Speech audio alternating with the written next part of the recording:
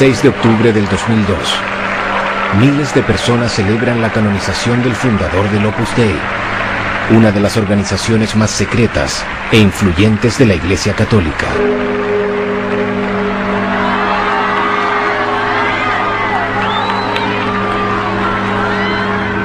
José María Escrivá de Balaguer, sacerdote español, acaba de ser proclamado santo. La época en que la obra era calificada de santa mafia o de secta ha llegado a su fin. Nadie parece recordar sus lazos con el franquismo ni con las dictaduras de América Latina. El padre. 4 rosarios, 10 euros. 4 por 10. Cuánto le quieran. En Chile, Joaquín Lavín es uno de los pocos políticos que confiesa públicamente su pertenencia a la obra. Este padre de 7 hijos, economista neoliberal, ha sido en 2 oportunidades el candidato presidencial de la derecha dura. El Opus Dei dice querer santificar el mundo. Sin embargo, con frecuencia la obra es percibida como un lobby conservador que infiltra las altas esferas de poder.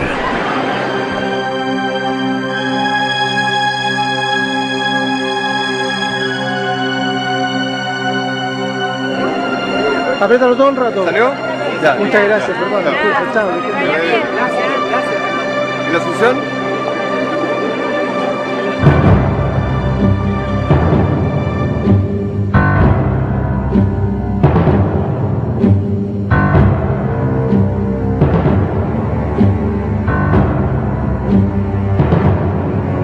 Chile, junio de 1974. Hace solo 9 meses que los militares tomaron el poder. El país está manchado de sangre, represión y muerte. Es en estas circunstancias precisas que el fundador del Opus Dei visita el país. Monseñor Escrivá de Balaguer no viene a hablar de política. Él viene a visitar a sus hijos victoriosos, a tranquilizar la conciencia de esos buenos católicos deseosos de construir un nuevo país. Hay que comenzar una cruzada de virilidad y pureza, y esa cruzada es obra vuestra, dirá el padre. Primero, yo no he fundado el Opus Dei. El Opus Dei lo ha hecho, es cosa del Señor. Y yo no he sido más que estorbo. ¿Está claro? De modo que pido perdón al Señor conmigo por mi poca correspondencia, por mis pecados, pedir por los sacerdotes, por mis hermanos sacerdotes. Yo no conozco ningún sacerdote malo. Pero la realidad es que el mundo está muy revuelto. Escrivá permanece 11 días en Chile. Todas sus reuniones se realizan a puertas cerradas y terminan con una oración por las nuevas autoridades legítimas, es decir, Augusto Pinochet, autoproclamado presidente de la Junta, a escasos días antes de la llegada de Monseñor. Más de 30 años han pasado desde la visita del fundador a Chile. El Vaticano le concedió el estatuto jurídico de prelatura personal de la Iglesia Católica. Pero aún así, la obra continúa rodeada de secretos. En Santiago, es un rumor el que nos lleva a este edificio en obras. Al parecer, el Opus Dei estaría construyendo su nueva prelatura.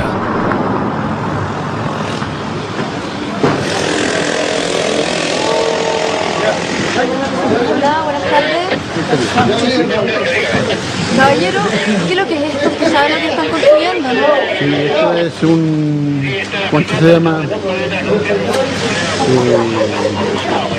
Una comunidad.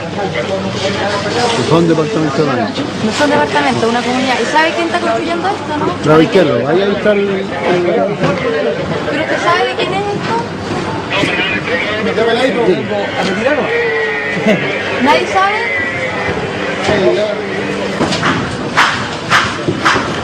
La nueva prelatura del Opus Dei no pertenece al Opus Dei.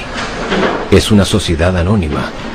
Oficialmente la obra no posee ningún bien en Chile. La obra sería una institución pobre, solo rica de sus hijos. Todas sus empresas apostólicas, los colegios, institutos, centros de formación, pertenecen a sus miembros, cuya identidad no revelan. Quizá en esta tierra hay muchos hombres diciendo yo tengo la verdad, pero la verdad es una fuerza, la palabra de Dios. Yo no he venido a predicar esta religión. Buenos días, caballero. Buenos días. ¿Usted sabe lo que es el Opus Dei? No sé. ¿Ha escuchado hablar? Sí, creo que es una religión, pero de ahí nada más. El Opus Dei es una fuerza diabólica que rige la tierra. Mientras el hombre no se rija por los 10 mandamientos que dejara Jehová y los cumpliera Jesucristo, ahí está la verdad. La extrema derecha de la Iglesia Católica. ¿Y sabe algo más? No, no me interesa. Escribá la que fue cómplice de la dictadura de Franco. Hizo persecuciones religiosas, incluso a los curas vascos, olvídese. A los curas catalanes, olvídese, y a algunos curas de acá también. Entonces, con ese caballero, ni a misa.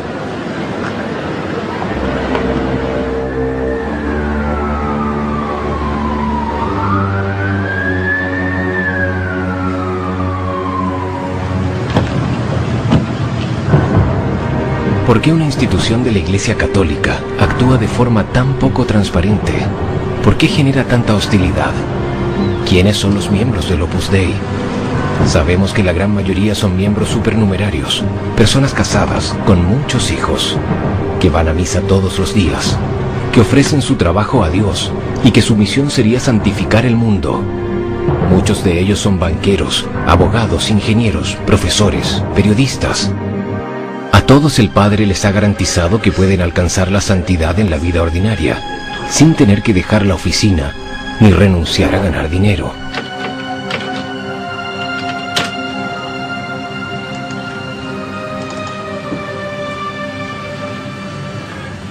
Así que, ya Claudio, yo creo que cualquier católico tiene que buscar la santidad.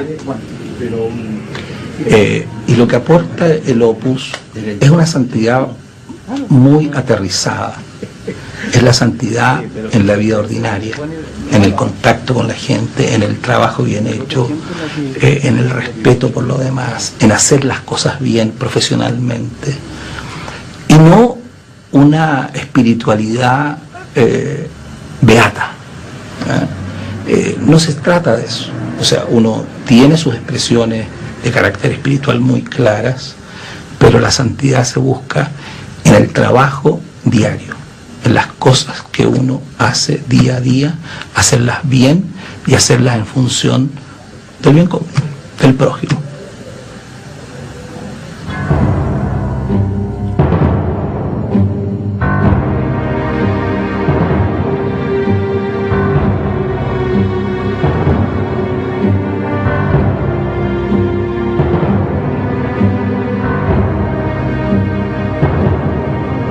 Benjamín. Benjamón. Bien. Un close-up. Del Padre, el Hijo y el Espíritu Santo. Amén. Bendícenos, Señor, a nosotros y a estos alimentos que recibimos de tus manos. Amén. Que el Rey de la Gloria Eterna nos haga partícipe del banquete celestial. Amén. El padre decía que una madre ya es santa después del 8º hijo. Jorge Alé tiene 12.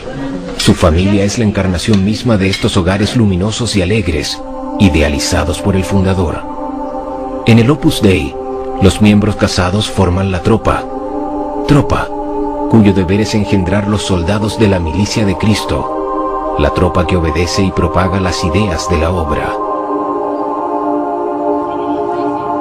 Es aproximadamente a partir de los 6 años que los niños de estas familias comienzan a recibir una dirección espiritual en las casas del Opus Dei.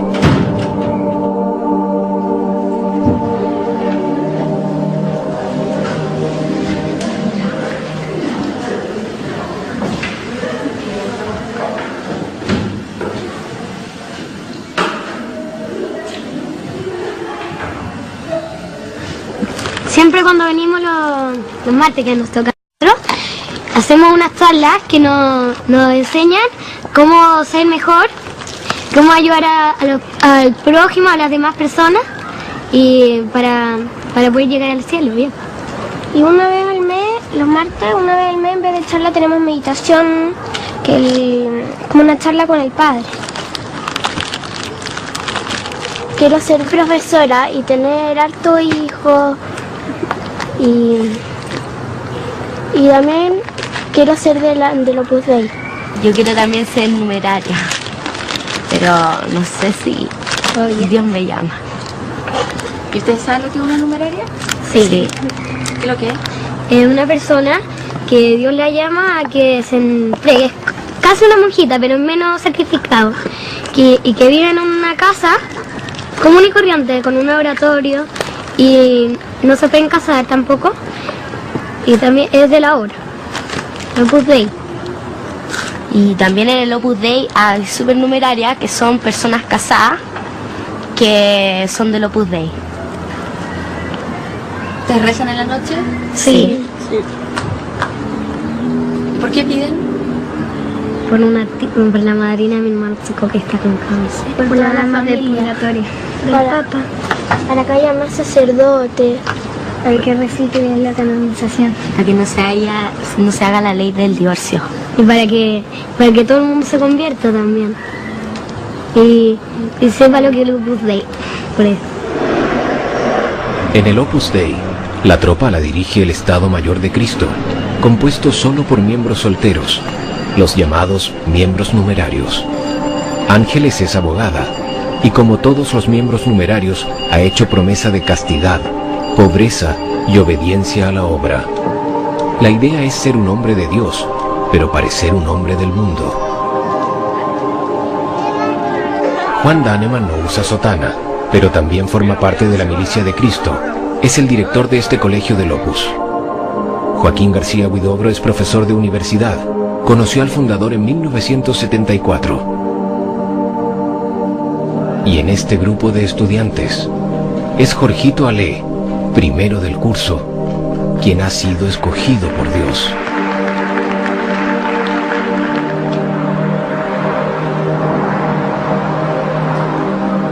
En todo el mundo, los numerarios y sacerdotes de la obra viven en casas comunes y corrientes. Es aquí, a puertas cerradas, que el Opus Dei realiza la mayor parte de sus actividades de formación y dirección espiritual.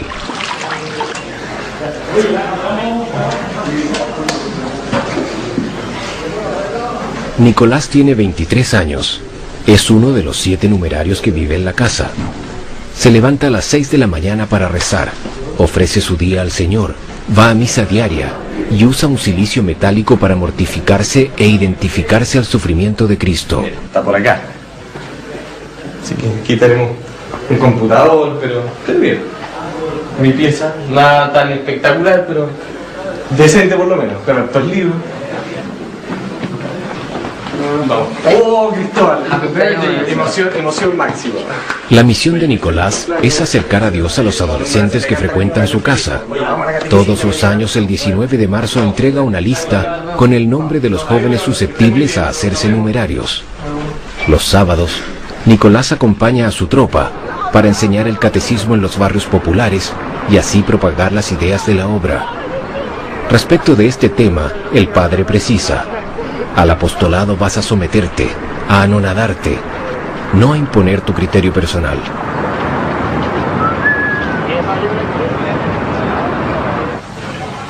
La familia es la base de toda sociedad. Si se destruye la familia, se va a terminar destruyendo la sociedad. ¿Ya? Entonces ese es el gran problema que tiene el divorcio y por eso nosotros tenemos que rezar mucho para que esta ley de divorcio no se apruebe. ¿Ya? Bien. Eso, entonces vamos a editar un poco ahora.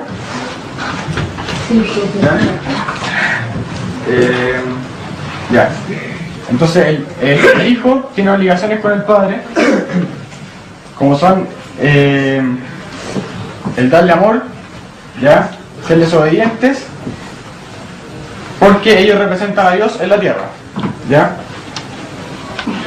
Bueno, y después también este mandamiento implica el obedecer a la autoridad legítima, ya. ¿Por qué? Porque todos los poderes terrenales legítimos también han sido dados por Dios. Los ciudadanos tienen que obedecer las leyes y todos los principios de la autoridad, siempre que sean justas. Justas significan que no vayan contra las leyes de la iglesia, ¿ya? Ya, respetar a los abuelos, respetar a los tíos, respetar al carabinero, también cuarto mandamiento. Cuando sean chiquillos más grandes, en vez de ir a tirarle piedra a los carabineros, no hay que tirarle piedra, porque eso va contra el cuarto mandamiento, que hay que respetar el orden público. Y respetar la iglesia, respetar al sacerdote, hablar bien del sacerdote.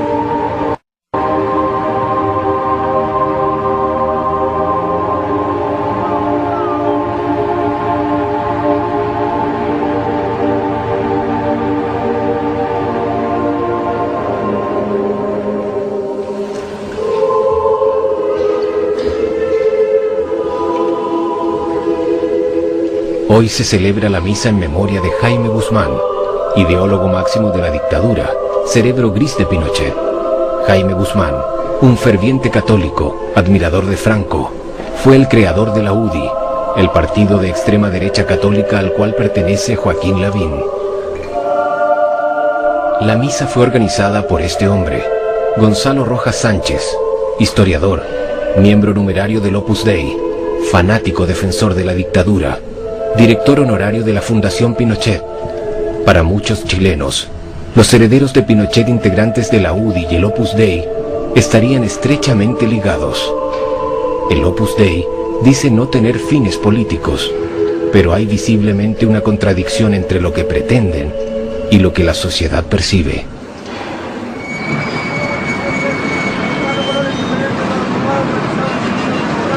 En Chile, la clase política tradicionalmente procede de la Facultad de Derecho. Jaime Guzmán fue profesor en la Universidad Católica. Curiosamente, Gonzalo Rojas Sánchez y otros miembros de la obra enseñan en esta facultad. Y es aquí donde reclutan a los posibles líderes políticos del mañana, como Luis Alejandro Silva. Digamos, mi convicción de que puedo aportar mucho en la política es mucho más fuerte desde que soy numerario que antes. Y también si tú te metes en el trabajo de cualquier numerario que se empeña por ser santo de verdad, el trabajo está bien hecho. Entonces uno podría pensar que efectivamente hay un afán por conquistar el mundo. Pero es que eso es solamente la consecuencia de querer hacer un trabajo bien hecho para Dios. ¿Por qué me quiero dedicar a la política? Una cuestión muy de fondo, que es un poco ambiciosa, pero creo que es posible, que es cambiar un poco la mentalidad de este país, de mucha gente por lo menos, que yo encuentro que somos muy estatistas.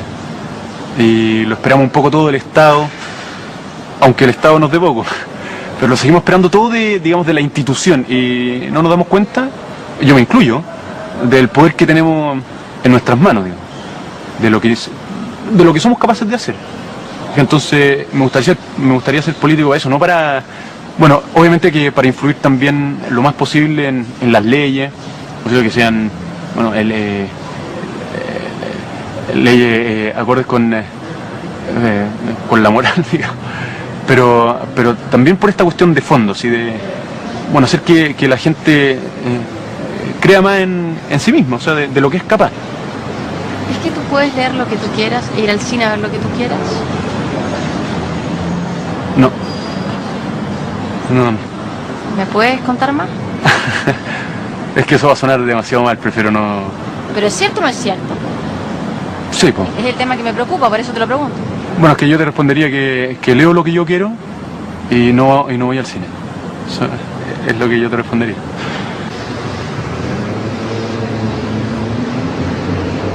Luis Alejandro no puede leer todo lo que quiera.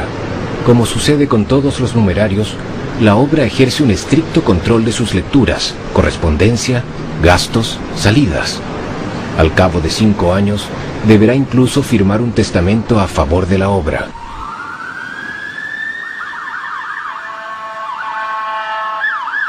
Luis Alejandro decidió asociarse al Opus Dei sin discutir previamente con su padre, un abogado que no comprende el hecho que su hijo haga promesa de obediencia, castidad y pobreza a una institución que se dice de naturaleza laica. ¿Ya? Cuando él se metió a los Opus, yo le mandé una carta en que pueden haber resúmenes de todas estas cosas, una carta bastante larga, en la que yo le daba todas mis razones, que se las había dado verbalmente, pero quería dejarlas por escrito. Y lo único que le pedí es que no se la mostrara a nadie del Opus. Le dije, no se la vaya a mostrar, pensando en el Cura Ibáñez, que es impresionante, inteligente. Y yo dije, o sea, a mí me saca a duelo el padre Ibáñez, y sacamos los dos las espadas, y en 2 toques me tiene contra la pared. O sea, yo con él, le dije, con él yo no voy a debatir. Porque yo tengo una prerrogativa, le dije, yo tengo un derecho que nadie tiene. soy tu padre. Y ese derecho lo voy a ejercer. Y aquí está, este es mi testimonio. Pero esto no es para debatir con el Opus, porque el Opus me revienta. O sea, son gente muy preparada, son gente estudiosa, son gente realmente de una capacidad intelectual superior al normal, si eso no cabe duda. Prueba de ello es la organización que tienen, cómo lo han hecho, las cosas que logran. O sea, son realmente fuera de serie. Entonces yo con eso fuera de serie no entro al debate porque salgo derrotado. Y yo en general cuando entro a pelear con alguien es porque quiero ganar.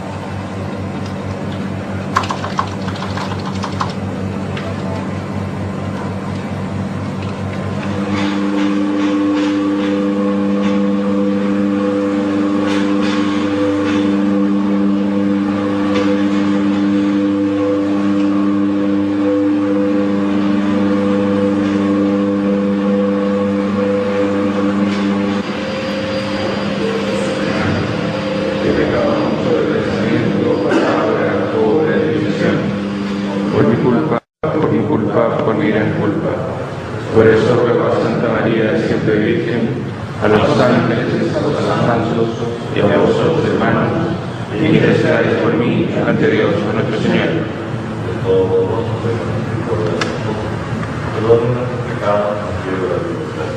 Amén. Señor, ten piedad. Entrar al corazón del Opus es entrar a un mundo de oración, de obediencia y disciplina. Hay un orden establecido, una jerarquía, una constitución. Respecto de las reglas internas de las residencias, el fundador escribía: los que viven en la residencia no hablan para nada con las personas del servicio doméstico, ni saben sus nombres, y tampoco las ven nunca, ni siquiera las que sirven la mesa. Amalia forma parte de aquellas que no se ven.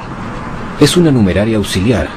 Amalia ha hecho promesa de castidad, pobreza y obediencia a la obra, pero está consagrada exclusivamente a las labores domésticas dentro de las casas del Opus. El trabajo de la Virgen María lo llama ella. Amalia, como muchas de las numerarias auxiliares, proviene de una familia modesta, pero esto no la exime de entregar todo su salario a la obra. ¿Qué quiero de la vida? Que mucha gente se acerque a Dios y se salve. ¿Qué crees tú que se necesita para salvarse? Creer en Dios, evidentemente vivir los mandamientos y vivir en gracia de Dios. Nada más. ¿Y para ser santo tú quieres ser santo? Sí, quiero ser santa. Pienso que es para lo que Dios me ha llamado.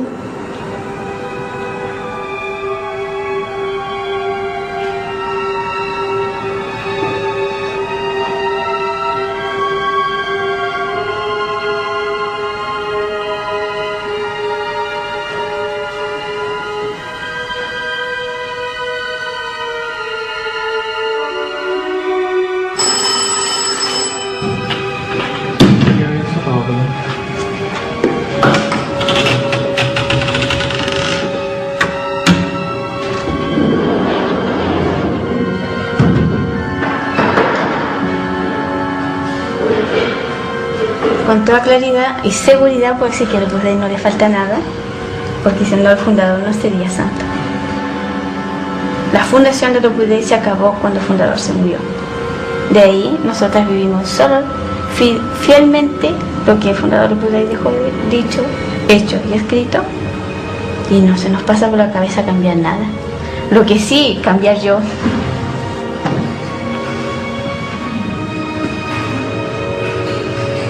Como el Padre escribió en Camino, obedecer camino seguro, obedecer ciegamente al superior, camino de santidad, obedecer en tu apostolado, el único camino, porque en una obra de Dios el Espíritu ha de ser, obedecer o marcharse.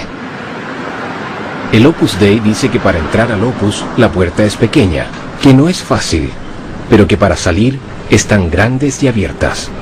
En la práctica, numerosos testimonios de ex miembros de la obra cuentan que han sufrido una gran presión psicológica y espiritual para evitar que dejen la institución.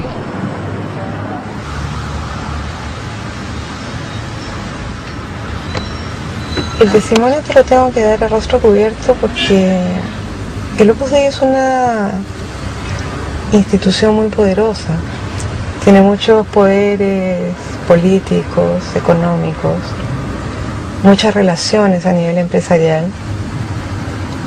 Los métodos que él utiliza cuando hay gente que no está de acuerdo y cuando hay gente que hablaba en contra de ellos es de difamarlo. Y yo la verdad que no me quiero arriesgar a eso, sobre todo a nivel profesional.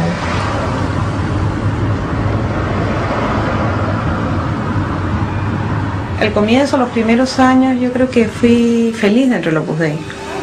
Dentro de una especie de castillo de cristal en el que vives. Pero cuando tú te haces numeraria, te comprometes por vida a muchas cosas que no sabes, que nadie te ha dicho. Como firmar un cheque en blanco.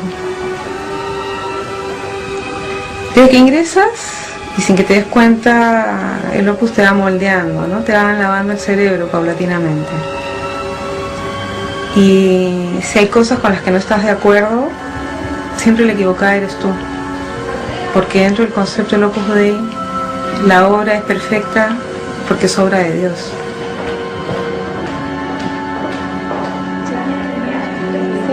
Y en este contexto hubo cosas con las que yo no estaba de acuerdo. Por ejemplo, con la coacción que había que ejercer sobre las jóvenes, sobre las niñas que iban a las casas para que pidieran ser numerarias, siendo que muchas no querían serlo, ¿no? Y prácticamente se les chantajeaba y se les presionaba en el nombre de Dios.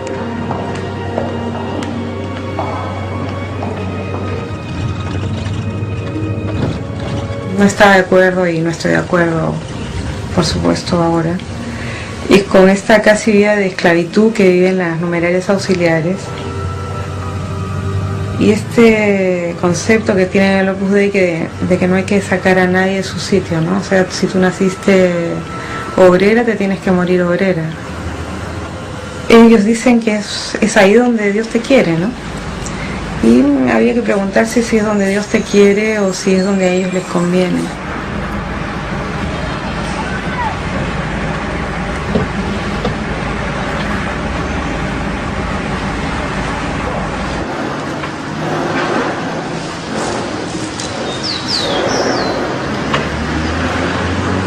En Camino, el fundador escribió: ¿qué afán hay en el mundo por salirse de su sitio?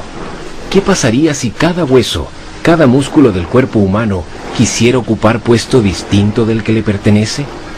No es otra la razón del malestar del mundo. Persevera en tu lugar, hijo mío. Desde ahí, ¿cuánto podrás trabajar por el reinado efectivo de nuestro Señor?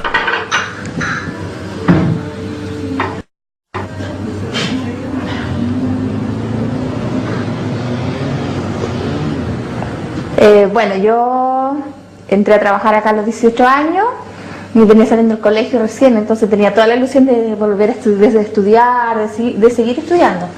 Pero aquí, como están los niños chicos todavía, la señora Carolina me dijo que no, que más adelante. No me dijo que no, me dijo que podía ser más adelante, cuando los niños estuvieran más grandes.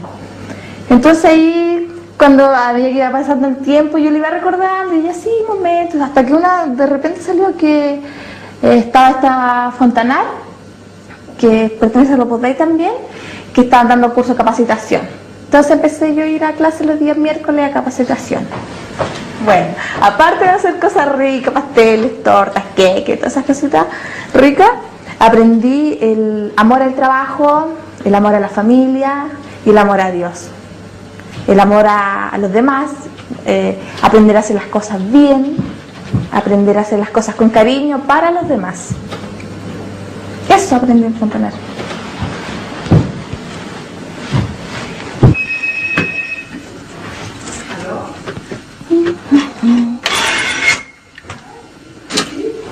Ay, no podría explicar cómo creo que lo puse. Una espiritualidad, puedes decir, una forma de enfrentar la vida, de sentirse hijos de Dios y de la mano de Él y siguiendo un poco lo que nos enseñó Monseñor Escrivá de Balaguer. Sí, porque es como difícil explicarlo así como muy elevado, así, para llevarlo a la vida simple, no sé, sencillamente para mí el Opus Dei es algo que nos enseña a hacer bien otras cosas, a tener el anhelo de llegar al cielo, de ser felices con cosas sencillas. Eso, para mí el Opus Dei es eso.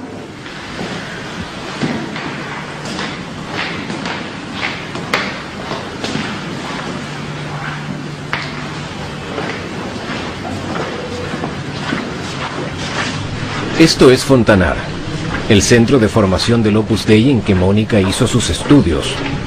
En muchos lugares del mundo, la obra tiene estas escuelas de hotelería y cocina. La idea es formar buenos empleados y propagar el mensaje de la obra, la santificación a través del trabajo ordinario.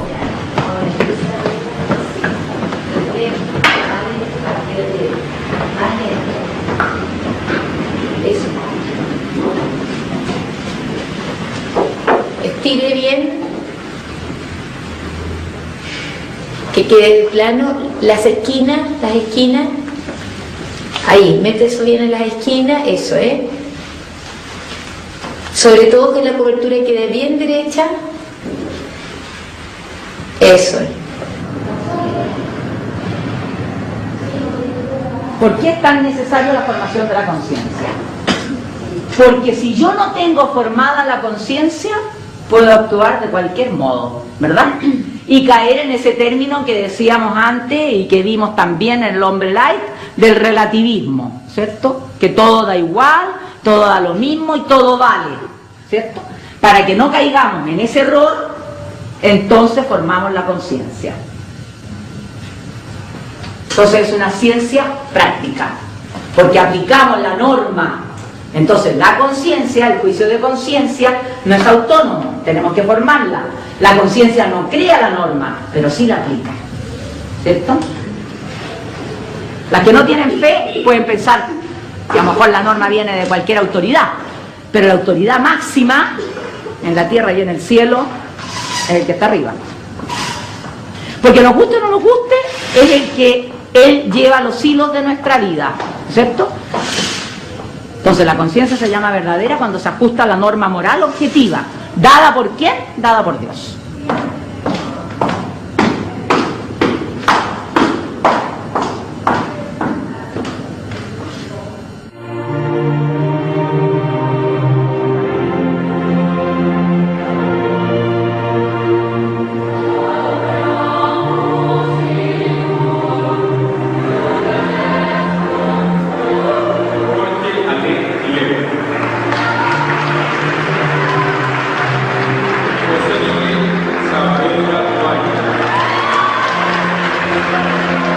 Sabemos que la labor principal de la obra es formar la conciencia de la élite del país. Los miembros del Opus Dei poseen buenos colegios. Estas escuelas son caras y están reservadas exclusivamente a familias católicas bien constituidas. Pero la formación de la milicia de Dios no se termina aquí. Es en uno de los barrios más caros de Santiago que el Opus Dei ha construido su propia universidad, la Universidad de los Andes.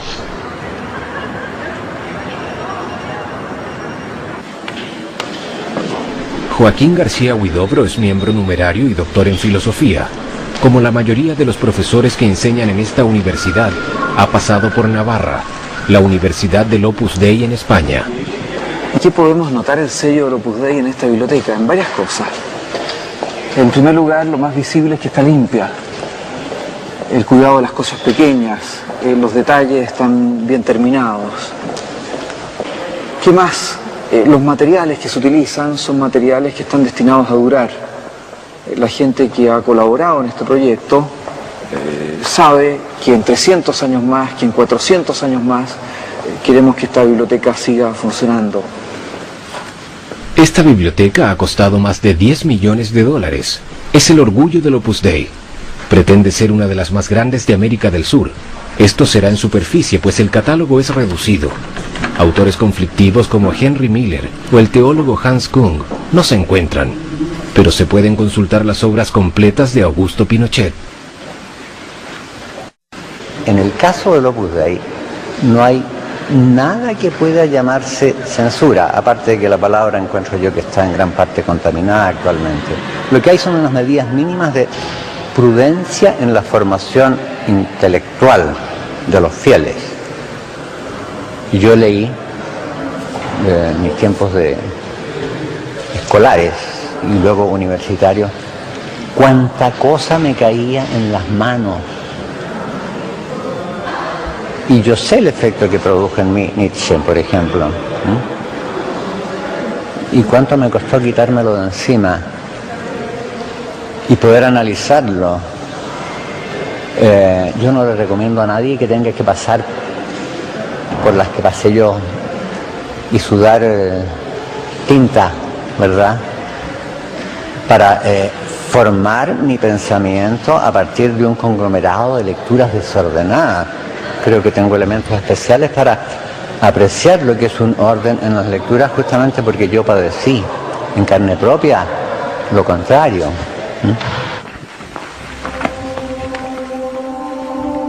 No es solo para proteger valiosas obras que esta biblioteca fue construida. El lugar también sirve como sala de recepción de visitas ilustres para las más grandes fortunas del país. La obra necesita dinero para sus empresas apostólicas y los empresarios encuentran en el Opus Dei una institución en que el éxito económico y personal, lejos de ser estigmatizado, es promovido y celebrado.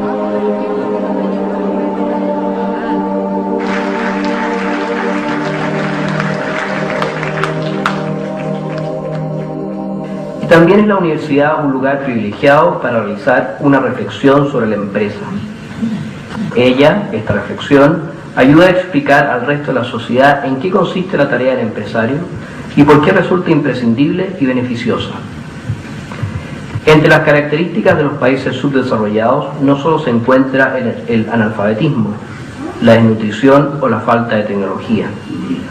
Una de las señales más notorias del subdesarrollo consiste en no saber valorar el aporte de las empresas y los empresarios.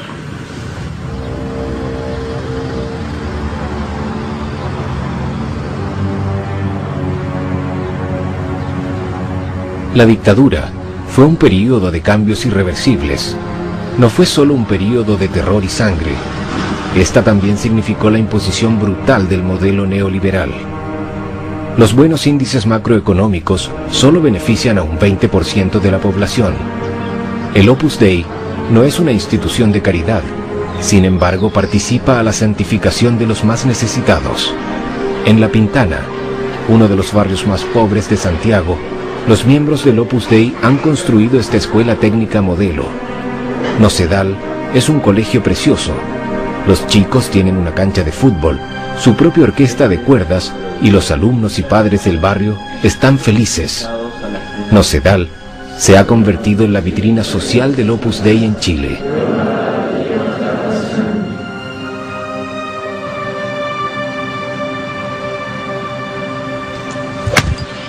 Vamos.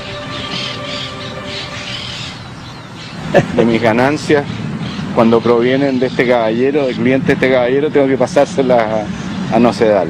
Pero con gusto, voluntariamente. ¿No? Voluntariamente. O sea, ¿qué interés busca un empresario cuando ayuda a Nocedal? En primer lugar, tener trabajadores que estén mejor dispuestos, con mejor disposición de ánimo, con una comprensión mayor de lo que es la sociedad. Y en segundo término, que ellos contribuyan a la armonía social. O sea, cuando uno tiene trabajadores que no están conscientes de su rol como personas, como ciudadanos, evidentemente va a crear gente que no está consciente, conforme, y eso trae como consecuencia una mayor nivel de conflictibilidad.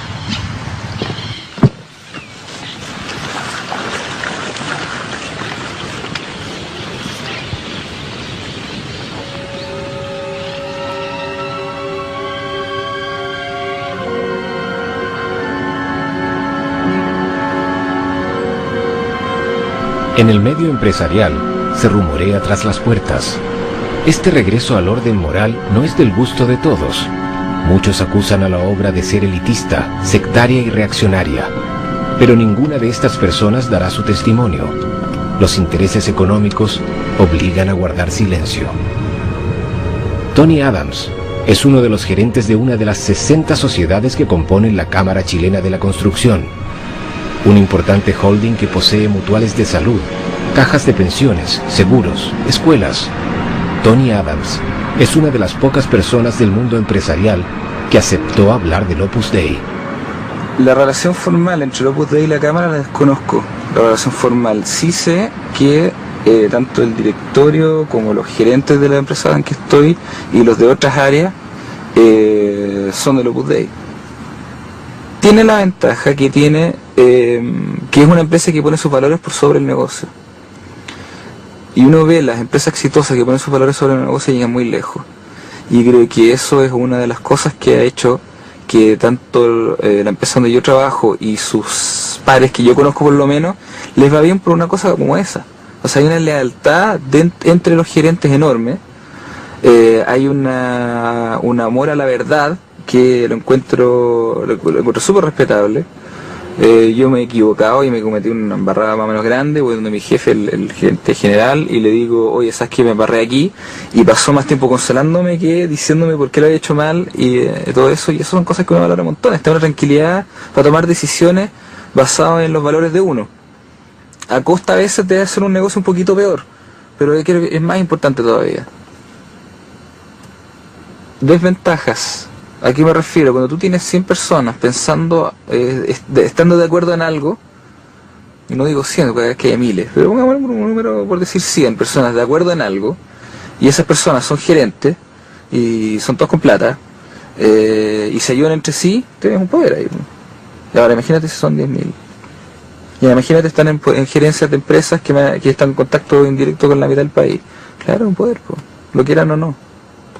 Lo quieren o no, y lo ejercen y crean, tienen influencia, tienen miedo, influencian entre sí, tienen una confianza entre ellos muy grande. Entonces, por lo tanto, la confianza te deja negociar mejor, te deja trabajar mejor, entonces les va bien, entonces, sí, claro que es un poder, para bien o para mal.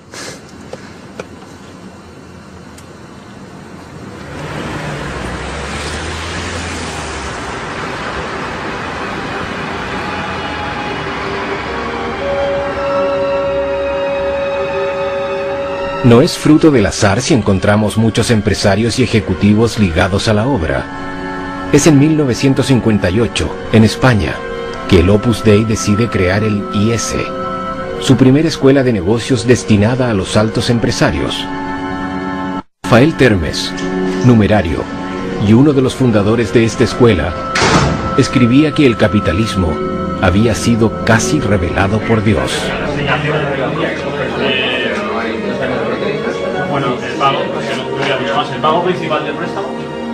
Well, I choose CESA because I've heard a lot of good things about it, and I also knew about the rankings in Financial Times. It has very high rankings.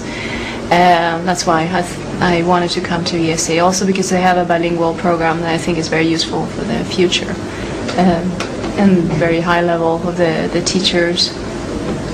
And did you know that it belongs to the Opus Dei? Yes, I was aware of it. And do you know something about it? I've heard a little bit about it, yes.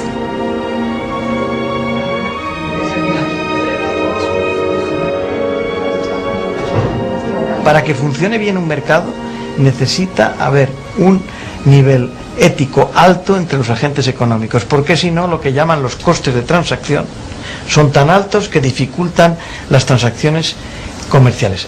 Por ejemplo, algunos países de Latinoamérica tienen sus fondos capitalistas en un lugar que se llama Miami. La razón de eso es porque esos fondos capitalistas no se fían de el funcionamiento de determinadas instituciones y de los agentes económicos de sus propios países, lo cual indica que una de las maneras de desarrollar Latinoamérica sería elevando el nivel de comportamiento ético de los agentes económicos. Y eso no solamente no está reñido con el cristianismo, sino que va de luimem con el cristianismo.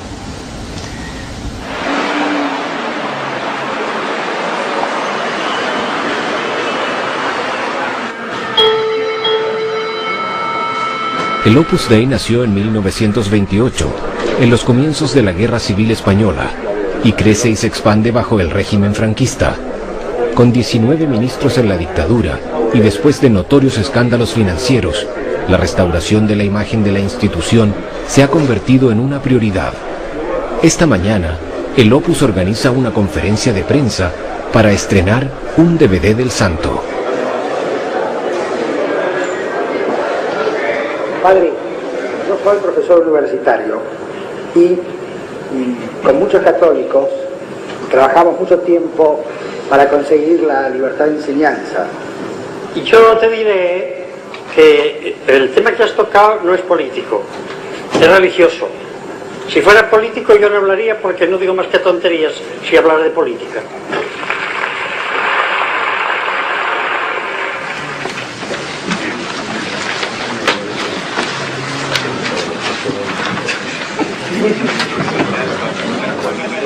Bueno, aquí lo han ligado al franquismo y en Chile me parece que también lo han ligado como al pinochetismo también, ¿entiendes? Pero la verdad es que en un principio, porque lo tengo que decir, fui bastante antipinochetista, pero a través de que fui conociendo de mi trabajo mismo como periodística, que tuve más contacto con políticos y con una serie de cosas que eran lejanas a mí en el momento que yo no era periodista, he ido como conociendo otras cosas, he tenido más amplitud.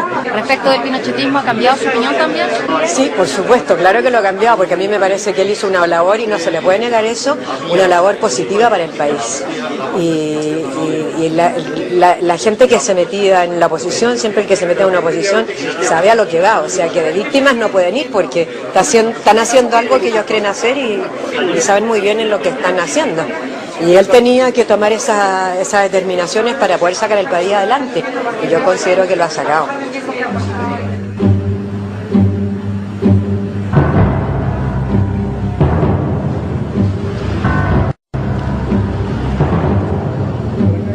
Orlando Poblete, rector de la Universidad Los Andes, fue secretario general de Pinochet. Pero en la universidad no se habla de política, se evita cualquier conflicto. Y si el profesor Pin en Madrid sugiere elevar el comportamiento ético de los agentes locales, en la Escuela de Negocios de esta universidad se dan seminarios para invertir el dinero en el extranjero, con una alta rentabilidad y sin pagar tantos impuestos. Y uno de los profesores fue Fernando Maturana, banquero chileno, implicado en el lavado de dinero del cartel de Juárez y en las cuentas secretas de Pinochet. Yo no conozco a ningún sindicalista del Opus.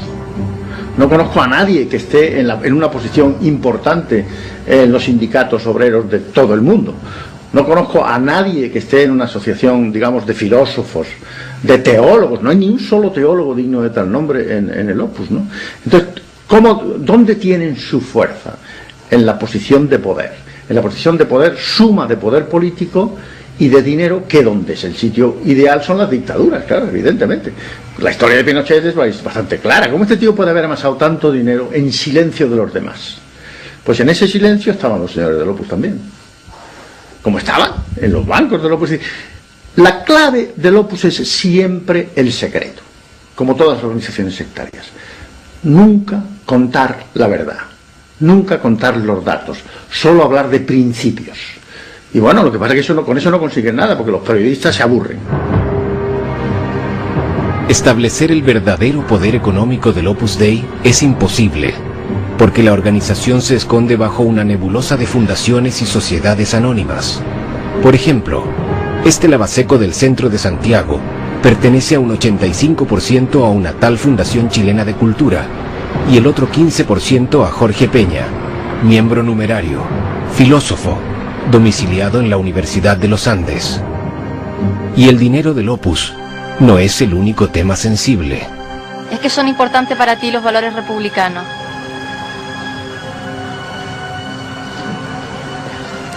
Tendría que pensar un poco eso antes de contestar.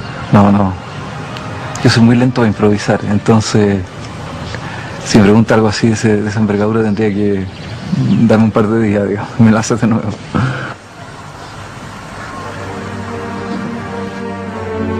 El fundamentalismo no obedece a las leyes de la República, sino a las de Dios. En el Opus Dei es la palabra del fundador que está por sobre todo, El padre ha dicho, el padre lo quiere. Ese es el argumento que justifica todo tipo de orden o de decisión.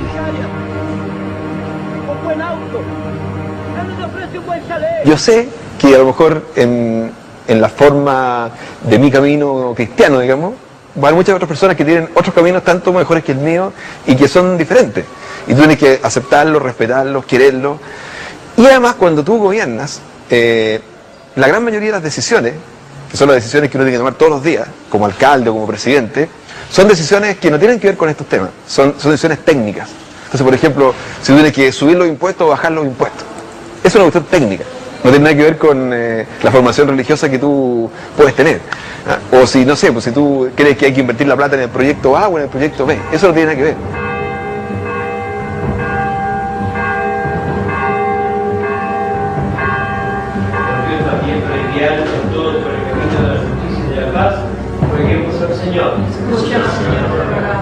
No sabemos si Lavín se somete a las normas del padre, aunque con seguridad es un economista ultraliberal que obedece a las leyes del mercado. Lavín pudo haberse convertido en el primer presidente Opus Dei en el mundo. En todo caso, la obra no necesita a Joaquín Lavín para cumplir su misión. Con cerca de 90.000 miembros repartidos en más de 80 países, el Opus Dei es sin duda uno de los movimientos más poderosos de la Iglesia Católica.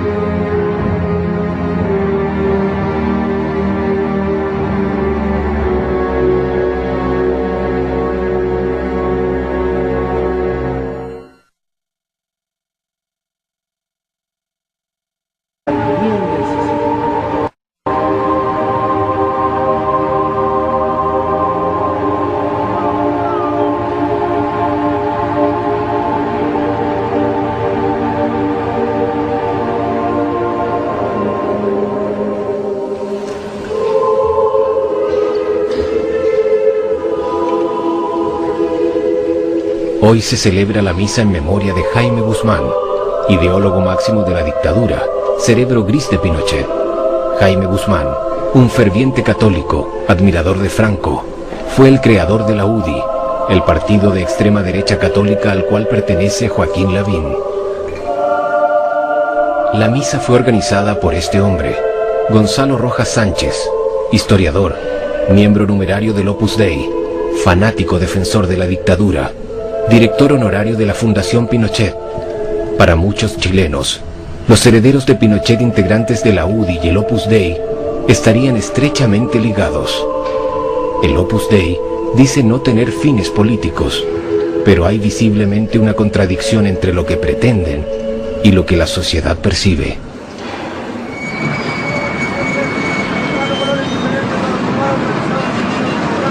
En Chile, la clase política tradicionalmente procede de la Facultad de Derecho. Jaime Guzmán fue profesor en la Universidad Católica. Curiosamente, Gonzalo Rojas Sánchez y otros miembros de la obra enseñan en esta facultad. Y es aquí donde reclutan a los posibles líderes políticos del mañana, como Luis Alejandro Silva. Digamos, mi convicción de que puedo aportar mucho en la política es mucho más fuerte desde que soy numerario que antes. Y también si tú te metes en el trabajo de cualquier numerario que se empeña por ser santo de verdad, el trabajo está bien hecho. Entonces uno podría pensar que efectivamente hay un afán por conquistar el mundo. Pero es que eso es solamente la consecuencia de querer hacer un trabajo bien hecho para Dios. ¿Por qué me quiero dedicar a la política?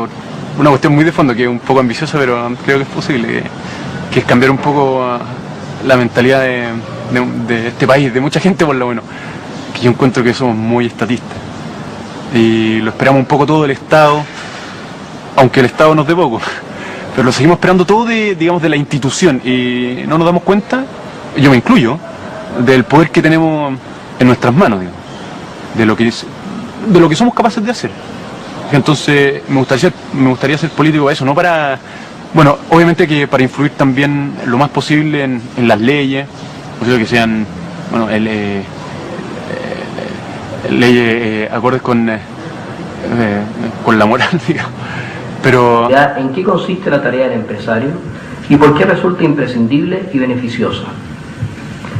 Entre las características de los países subdesarrollados no solo se encuentra el analfabetismo, la desnutrición o la falta de tecnología. Una de las señales más notorias del subdesarrollo consiste en no saber valorar el aporte de las empresas y los empresarios.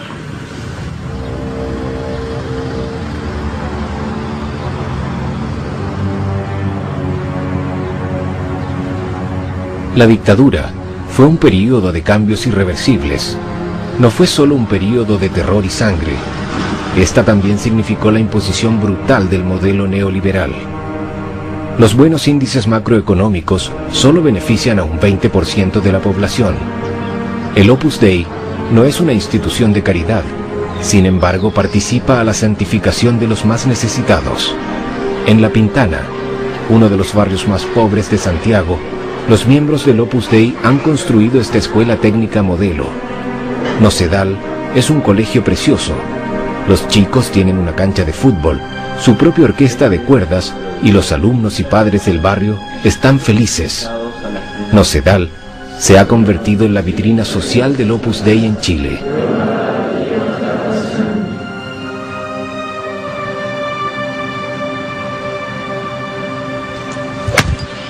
Vamos. De mis ganancias, cuando provienen de este caballero, del cliente de este caballero, tengo que pasárselas a Nocedal. Pero con gusto, voluntariamente. ¿No? Voluntariamente. O sea, ¿qué interés busca un empresario cuando ayuda a Nocedal? En primer lugar, tener trabajadores que estén mejor dispuestos, con mejor disposición de ánimo, con una comprensión mayor de lo que es la sociedad. Y en segundo término, que ellos contribuyan a la armonía social. O sea, cuando uno tiene trabajadores que no están conscientes de su rol como personas, como ciudadanos, evidentemente va a crear gente que no está consciente, conforme, y eso trae como consecuencia una mayor nivel de conflictibilidad.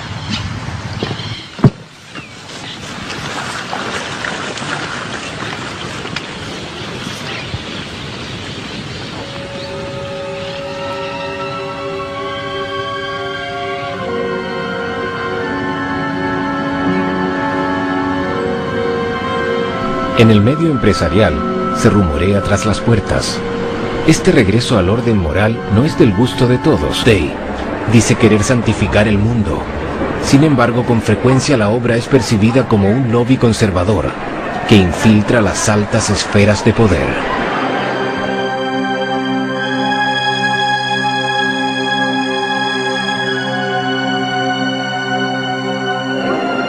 Apriétalo todo el rato. ¿Salió? Ya. Muchas gracias, hermano. Chao. Gracias. ¿Y la Asunción?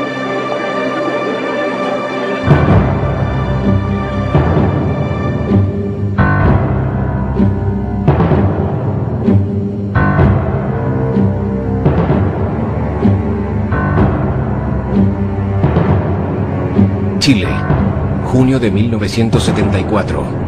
Hace solo 9 meses que los militares tomaron el poder. El país está manchado de sangre, represión y muerte. Es en estas circunstancias precisas que el fundador del Opus Dei visita el país. Monseñor Escrivá de Balaguer no viene a hablar de política. Él viene a visitar a sus hijos victoriosos, a tranquilizar la conciencia de esos buenos católicos deseosos de construir un nuevo país. Hay que comenzar una cruzada de virilidad y pureza, y esa cruzada es obra vuestra, dirá el padre. Primero, yo no he fundado el Opus Dei. El Opus Dei lo ha hecho, es cosa del Señor. Y yo no he sido más que estorbo. ¿Está claro? De modo que pido perdón al Señor conmigo por mi poca correspondencia, por mis pecados, pedir por los sacerdotes, por mis hermanos sacerdotes. Yo no conozco ningún sacerdote malo, pero la realidad es que el mundo está muy revuelto. Escrivá permanece 11 días en Chile. Todas sus reuniones se realizan a puertas cerradas y terminan con una oración por las nuevas autoridades legítimas, es decir, Augusto Pinochet, autoproclamado presidente de la Junta, a escasos días antes de la llegada de Monseñor. Más de 30 años han pasado desde la visita del fundador a Chile. El Vaticano le concedió el estatuto jurídico de prelatura personal de la Iglesia Católica. Pero aún así, la obra continúa rodeada de secretos. En Santiago, es un rumor el que nos lleva a este edificio en obras. Al parecer, el Opus Dei estaría construyendo su nueva prelatura.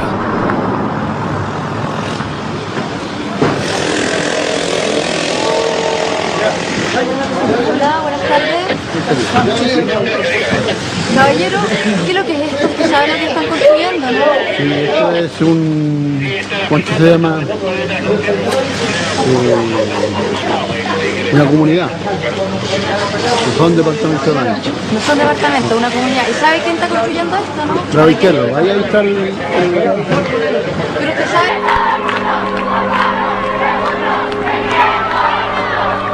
Roma, 6 de octubre del 2002. Miles de personas celebran la canonización del fundador del Opus Dei, una de las organizaciones más secretas e influyentes de la Iglesia Católica.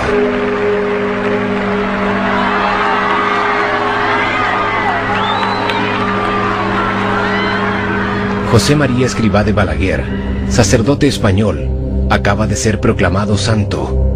La época en que la obra era calificada de santa mafia o de secta ha llegado a su fin.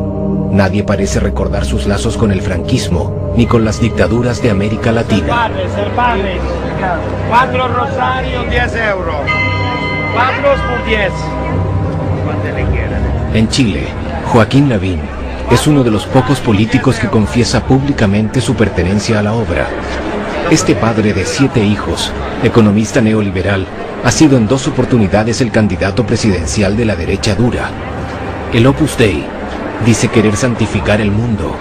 Sin embargo, con frecuencia la obra es percibida como un lobby conservador que infiltra las altas esferas de poder.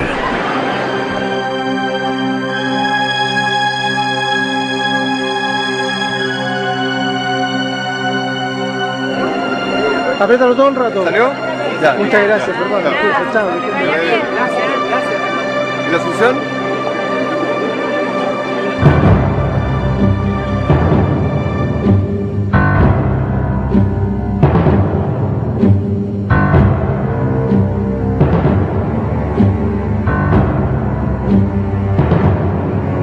Chile, junio de 1974. Hace solo 9 meses que los militares tomaron el poder. El país está manchado de sangre, represión y muerte. Es en estas circunstancias precisas que el fundador del Opus Dei visita el país. Monseñor Escrivá de Balaguer no viene a hablar de política. Él viene a visitar a sus hijos victoriosos, a tranquilizar la conciencia de esos buenos católicos deseosos de construir un nuevo país. Hay que comenzar una cruzada de virilidad y pureza, y esa cruzada es obra vuestra, dirá el padre. Primero, yo no he fundado el Opus Dei. El Opus Dei lo ha hecho, es cosa del Señor. Y yo no he sido más que estorbo. ¿Está claro? De modo que pido perdón al Señor conmigo por mi poca correspondencia, por mis pecados, pedir por los sacerdotes, por mis hermanos sacerdotes. Yo no conozco ningún sacerdote malo, pero la realidad es que el mundo está muy revuelto. Escrivá permanece 11 días en Chile. Todas sus reuniones se realizan a puertas cerradas y terminan con una oración por las nuevas... Que no me quiero arriesgar a eso, sobre todo a nivel profesional.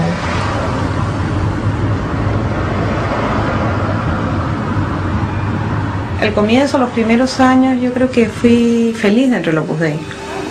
Dentro de una especie de castillo de cristal en el que vives.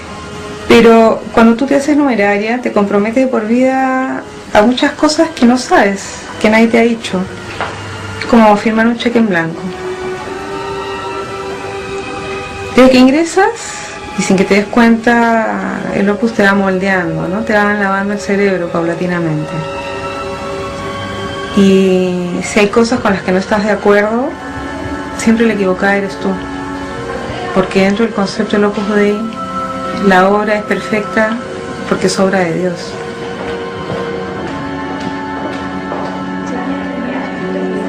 Y en este contexto hubo cosas con las que yo no estaba de acuerdo. Por ejemplo, con la coacción que había que ejercer sobre las jóvenes, sobre las niñas que iban a las casas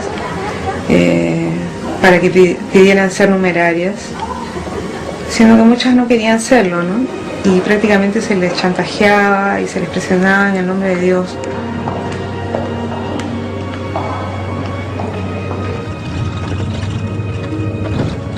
No estaba de acuerdo y no estoy de acuerdo, por supuesto, ahora. Y con esta casi vida de esclavitud que viven las numerarias auxiliares,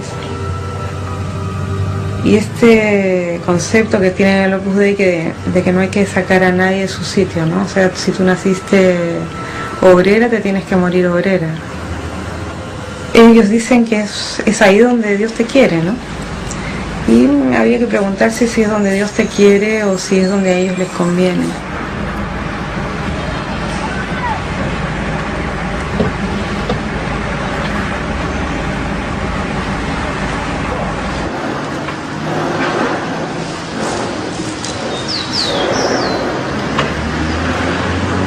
En camino, el fundador escribió: ¿qué afán hay en el mundo por salirse de su sitio?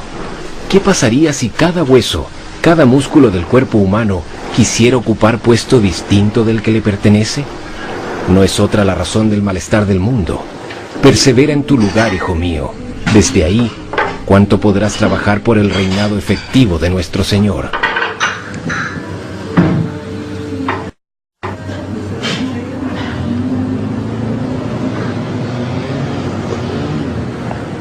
Bueno, yo entré a trabajar acá a los 18 años, me venía saliendo del colegio recién, entonces tenía toda la ilusión de volver a estudiar, de seguir estudiando. Pero aquí, como están los niños chicos todavía en la ciudad. Roma, 6 de octubre del 2002. Miles de personas celebran la canonización del fundador del Opus Dei, una de las organizaciones más secretas e influyentes de la Iglesia Católica.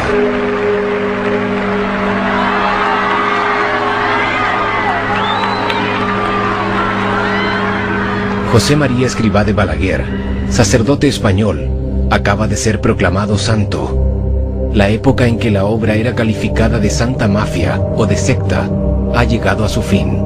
Nadie parece recordar sus lazos con el franquismo ni con las dictaduras de América Latina. El padre. 4 rosarios, 10 euros. 4 por 10. Cuánto le quieran. En Chile, Joaquín Lavín es uno de los pocos políticos que confiesa públicamente su pertenencia a la obra. Este padre de 7 hijos, economista neoliberal, ha sido en 2 oportunidades el candidato presidencial de la derecha dura. El Opus Dei dice querer santificar el mundo. Sin embargo, con frecuencia la obra es percibida como un lobby conservador que infiltra las altas esferas de poder.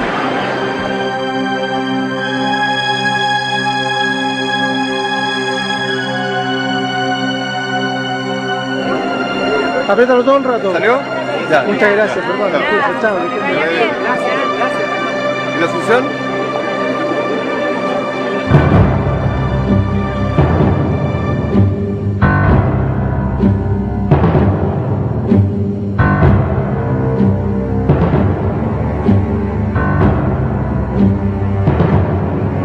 Chile, junio de 1974. Hace solo 9 meses que los militares tomaron el poder. El país está manchado de sangre, represión y muerte. Es en estas circunstancias precisas que el fundador del Opus Dei visita el país. Monseñor Escrivá de Balaguer no viene a hablar de política. Él viene a visitar a sus hijos victoriosos, a tranquilizar la conciencia de esos buenos católicos deseosos de construir un nuevo país. Hay que comenzar una cruzada de virilidad y pureza, y esa cruzada es obra vuestra, dirá el padre. Primero, yo no he fundado el Opus Dei. el Opus Dei lo ha hecho, es cosa del Señor. Y yo no he sido más que estorbo. ¿Está claro? De modo que pido perdón al Señor conmigo por mi poca correspondencia, por mis pecados, pedir por los sacerdotes, por mis hermanos sacerdotes. Yo no conozco ningún sacerdote malo, pero la realidad es que el mundo está muy revuelto. Escrivá permanece 11 días en Chile. Todas sus reuniones se realizan a puertas cerradas y terminan con una oración por las nuevas autoridades legítimas. La nueva prelatura del Opus Dei no pertenece al Opus Dei. Es una sociedad anónima. Oficialmente la obra no posee ningún bien en Chile. La obra sería una institución pobre, solo rica de sus hijos. Todas sus empresas apostólicas, los colegios, institutos, centros de formación, pertenecen a sus miembros, cuya identidad no revelan. Quizá en esta tierra hay muchos hombres diciendo yo tengo la verdad, pero la verdad es una fuerza, la palabra de Dios. Yo no he venido a predicar esta religión. Buenos días, caballero. Buenos días. ¿Usted sabe lo que es el Opus Dei? No idea. ¿Ha escuchado hablar? Sí, creo que es una religión, pero de ahí nada más. El Opus Dei es una fuerza diabólica que rige la tierra. Mientras el hombre no se rija por los 10 mandamientos que dejara Jehová y los cumpliera Jesucristo, ahí está la verdad. La extrema derecha de la Iglesia Católica. ¿Y sabe algo más? No me interesa. Escribá de la que fue cómplice de la dictadura de Franco. Hizo persecuciones religiosas incluso a los curas vascos, olvídese. A los curas catalanes, olvídese, y a algunos curas de acá también. Entonces, con ese caballero, ni a misa.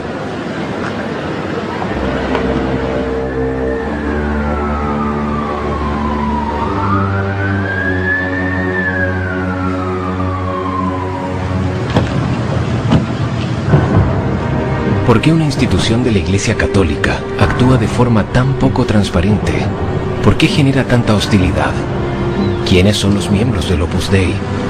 Sabemos que la gran mayoría son miembros supernumerarios, personas casadas con muchos hijos, que van a misa todos los días, que ofrecen su trabajo a Dios y que su misión sería santificar el mundo.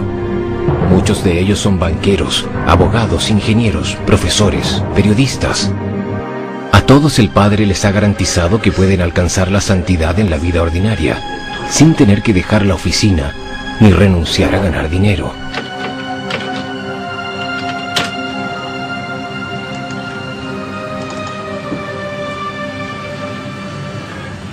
Así que, ya Claudio, yo creo que cualquier católico tiene que buscar la santidad. Y lo que aporta el Opus es una santidad muy aterrizada. Es la santidad en la vida ordinaria, en el contacto con la gente, en el trabajo bien hecho, en el respeto por lo demás, en hacer las cosas bien profesionalmente. Y no una espiritualidad beata. Es pequeña, que no es fácil, pero que para salir están grandes y abiertas. En la práctica, numerosos testimonios de ex miembros de la obra cuentan que han sufrido una gran presión psicológica y espiritual para evitar que dejen la institución.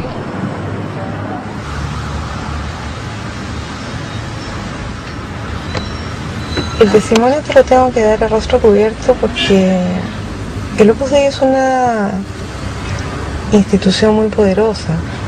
Tiene muchos poderes políticos, económicos, muchas relaciones a nivel empresarial. Los métodos que él utiliza cuando hay gente que no está de acuerdo y cuando hay gente que hablaba en contra de ellos es de difamarlo. Y yo la verdad que no me quiero arriesgar a eso, sobre todo a nivel profesional.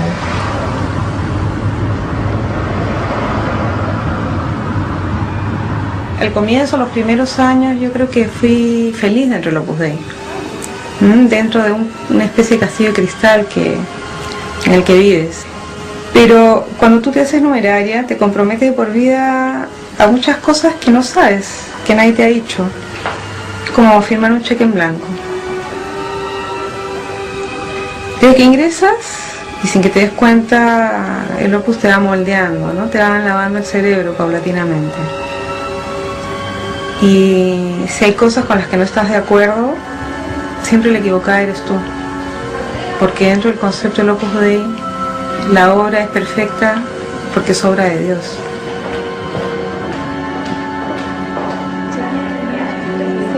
Y en ese contexto hubo cosas con las que yo no estaba de acuerdo. Por ejemplo, con la coacción que había que ejercer sobre las jóvenes, sobre las niñas que iban a las casas para que pidieran ser numerarias, siendo que muchas no querían serlo, ¿no? Y prácticamente se les chantajeaba y se les presionaba en el nombre de Dios.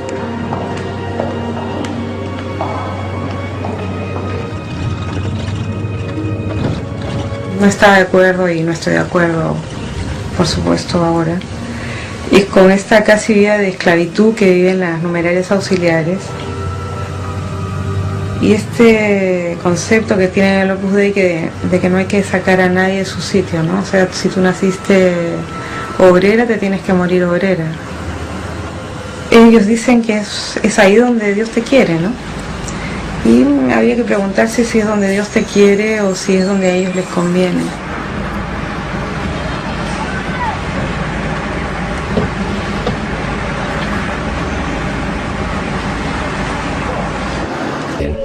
Y lo que la sociedad percibe.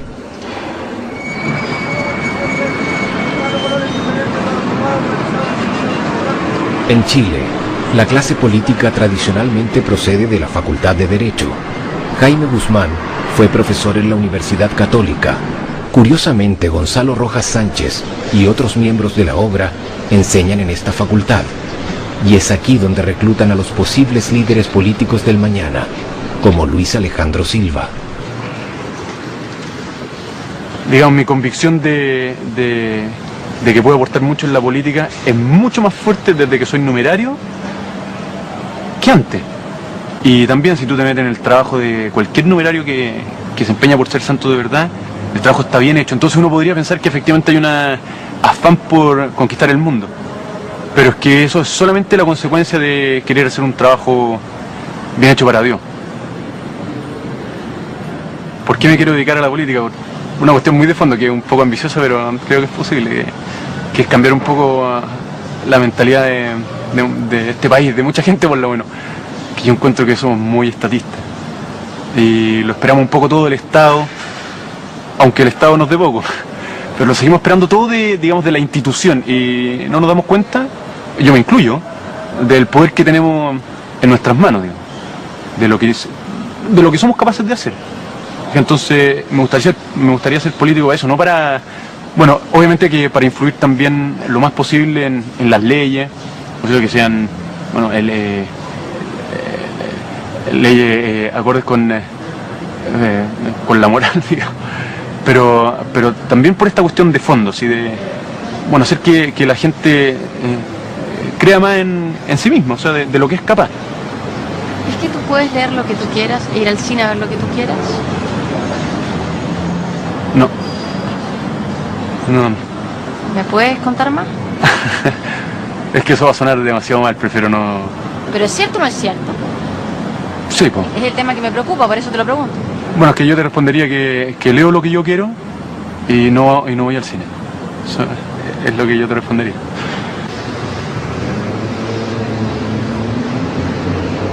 Luis Alejandro no puede leer todo lo que quiera. Como sucede con todos los numerarios, la obra ejerce un estricto control de sus lecturas, correspondencia, gastos, salidas. Al cabo de 5 años, deberá incluso firmar un testamento a favor de la obra.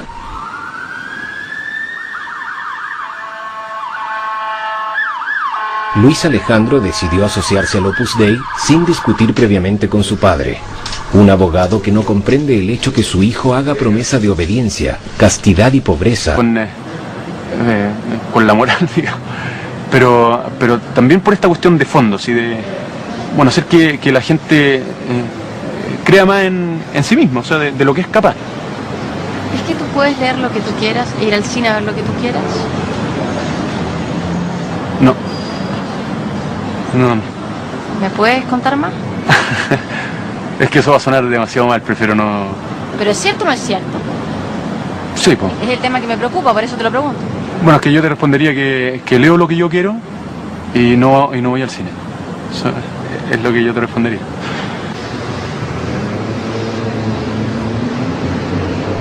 Luis Alejandro no puede leer todo lo que quiera. Como sucede con todos los numerarios, la obra ejerce un estricto control de sus lecturas, correspondencia, gastos, salidas. Al cabo de 5 años, deberá incluso firmar un testamento a favor de la obra.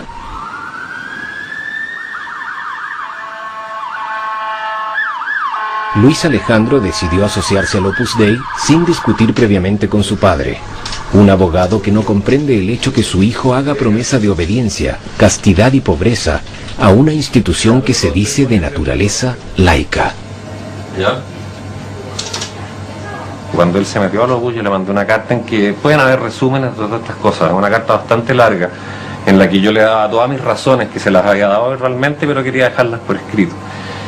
Y lo único que le pedí es que no se la mostrara a nadie del Opus. Le dije, no se la vaya a mostrar, pensando en el Cura Ibáñez, que es impresionante, inteligente.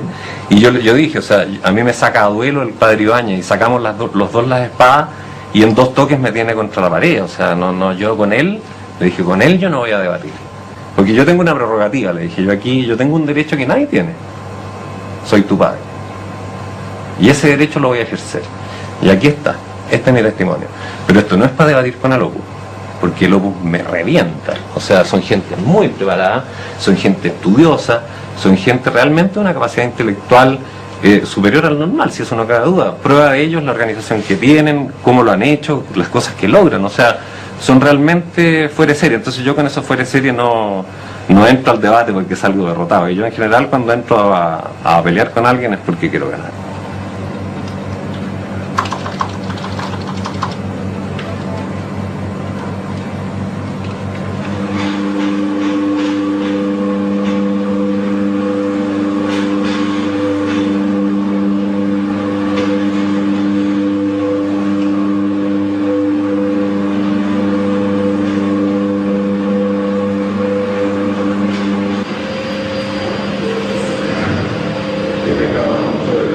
Voluntariamente. ¿No? Voluntariamente. O sea, ¿qué interés busca un empresario cuando ayuda no se da? En primer lugar, tener trabajadores que estén mejor dispuestos, con mejor disposición de ánimo, con una comprensión mayor de lo que es la sociedad. Y en segundo término, que ellos contribuyan a la armonía social. O sea, cuando uno tiene trabajadores que no están conscientes de su rol como personas, como ciudadanos, evidentemente va a crear gente que no está consciente, conforme, y eso trae como consecuencia una mayor nivel de conflictibilidad.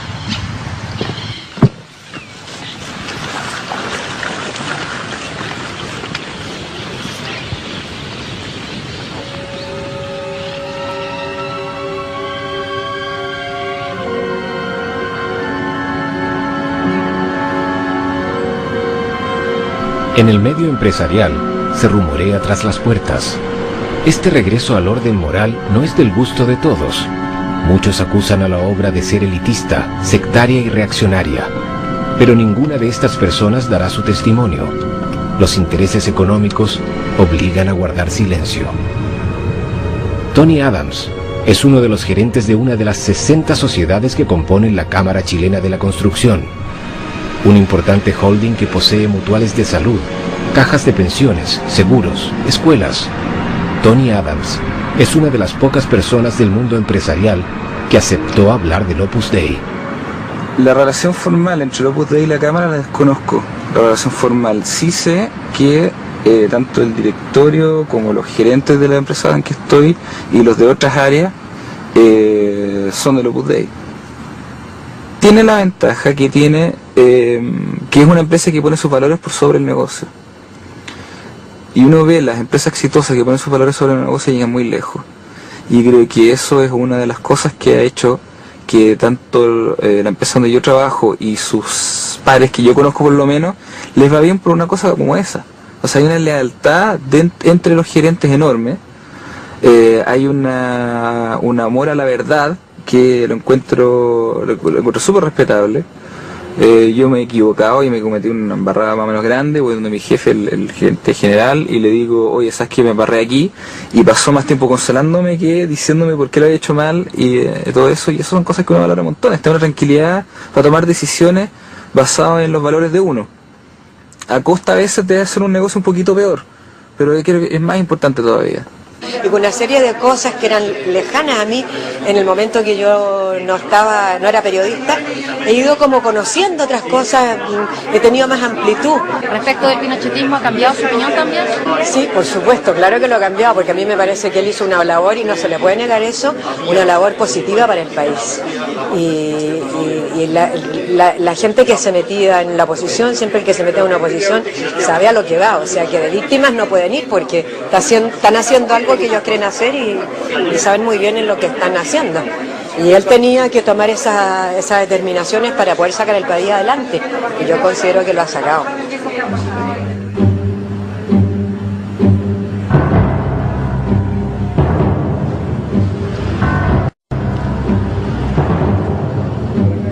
Orlando Poblete, rector de la Universidad Los Andes, fue secretario general de Pinochet. Pero en la universidad no se habla de política, se evita cualquier conflicto. Y si el profesor Pin en Madrid sugiere elevar el comportamiento ético de los agentes locales, en la Escuela de Negocios de esta universidad se dan seminarios para invertir el dinero en el extranjero, con una alta rentabilidad y sin pagar tantos impuestos. Y uno de los profesores fue Fernando Maturana, banquero chileno, implicado en el lavado de dinero del cartel de Juárez y en las cuentas secretas de Pinochet. Yo no conozco a ningún sindicalista del Opus. No conozco a nadie que esté en una posición importante en los sindicatos obreros de todo el mundo. No conozco a nadie que esté en una asociación, digamos, de filósofos, de teólogos. No hay ni un solo teólogo digno de tal nombre en el Opus, ¿no? Entonces, ¿dónde tienen su fuerza? En la posición de poder. En la posición de poder, suma de poder político y de dinero, que donde es el sitio ideal son las dictaduras, claro, evidentemente. La historia de Pinochet es bastante clara. ¿Cómo este tío puede haber amasado tanto dinero en silencio de los demás? Pues en ese silencio estaban los señores del Opus también. Como estaban en los bancos del Opus. La clave del Opus es siempre el secreto, como todas las organizaciones sectarias. Nunca contar la verdad, nunca contar los datos, solo hablar de principios. Y bueno, lo que pasa es que con eso no consiguen nada, porque los periodistas se aburren. Establecer el verdadero poder económico del Opus Dei es imposible, porque la organización se esconde bajo una nebulosa de fundaciones y sociedades anónimas. Por ejemplo, este lavaseco del centro de Santiago pertenece a un 85% a una tal Fundación Chilena de Cultura, y el otro 15% a Jorge Peña, miembro numerario, filósofo, domiciliado en la Universidad de los Andes. Y el dinero del Opus no es el único tema sensible. Es que son importantes para ti los